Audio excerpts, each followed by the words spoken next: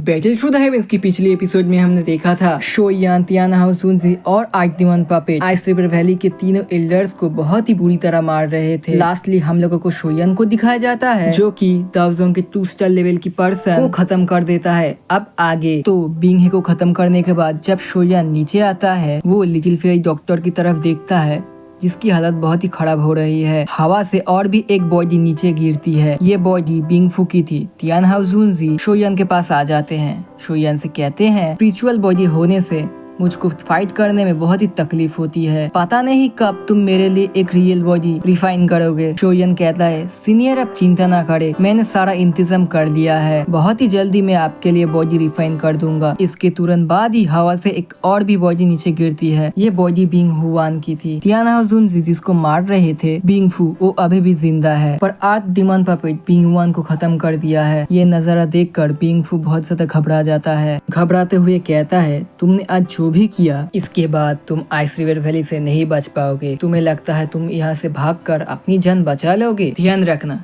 जब तक तुम पिलरिजियन में हो तब तक आइस रिवर वैली के लोग तुम लोगों को ढूंढकर तुम्हें मार देगा। ये बात को सुनकर तियान हाउसुनजी उसको एक जोरदार लात मारता है। बिंग फू की हालत और भी ज्यादा खराब हो जाती है। इसके बाद शोयान लिटिल फेरी डॉक्टर की तरफ देखता है जिसका हालत और भी ज्यादा खराब हो रही है। उसे भी ये बात पता चलती है बिंग युआन ने उसके ऊपर आइस जोन फोर्स से हमला किया है। शोयान बिंग फू की तरफ बढ़ता है और फिर से कहता है बताओ इस आइस जोन फोर्स को बॉडी से कैसे बाहर निकालते हैं। बिंग फू हंसने लगता है, कहता है ये आइस जोन फोर्स हमारे आइस रिवर वैली का एक सीक्रेट अटैक है। अटैक को हमारे चीफ के अलावा कोई भी ठीक नहीं कर सकता है। कुछ भी हो जाए तुम्हारा ये दोस्त जरूर ही मरेगी। किंग फू ये चीज देखकर एक सवेज स्माइल कर रहा है। शोयान ये चीज देखकर उसको एक जोरदार लात मारता है और इसी के साथ उसका भी जान चला जाता है। इसके बाद इन लोगों की सोल इनकी बॉडी से जाने लगता है। शोयान इसको 3 जेट बोतल में अलग अलग कैद कर लेता है। लिटिल फेरी डॉक्टर की हालत खराब हो रही थी तो सबसे पहले शोयान इस आइस जोन फोर्स को निकालने का डिसाइड करता है। शोयान लिटिल फेरी डॉक्टर को लेकर फॉलिंग गॉड स्ट्रीम में ही एक शांत जगह पर ले जाता है। फिर से हम लोगों को इस जगह पर दिखाया जाता है। कुछ ही देर में बहुत सारे आइस रिवर वैली के लोग यहाँ पर आ जाते हैं। यहाँ पर बहुत सारे बिखरे हुए लाश देखते हैं। सभी लोग खून में लथपथ। जिसके बाद उन लोगों की नजर उन तीनों एल्डर्स पर जाती है। अभी जो आइस रिवर वैली के लोगों को लीड कर रहा है उसका नाम बिंग सियान है। वो इन एल्डर्स को देखता है और गुस्सा होते हुए कहता है किसकी इतनी हिम्मत और ताकत है कि आइस रिवर वैली के तीनों एल्डर्स को एक साथ मार दे। तभी यहाँ पर आइस रिवर वैली का एक डिसाइपल आता है और कहता है एल्डर बिंग सियान जो भी लोग फॉलिंग गॉड स्ट्रीम में जो भी लोग वफल पर्सन बॉडी को ढूंढने के लिए गए थे यहाँ पर उन लोगों का ही डेड बॉडीज पड़ा हुआ है। इससे ये बात क्लियर होती है कि इन लोगों को वफल पर्सन बॉडी लेडी के रिलेटेड कोई पर्सन नहीं मारा है। जिसके बाद ये एल्डर आइस रिवर वैली का ही एक टेक्निक यूज करता है और ये तीनों बॉडी के सिर से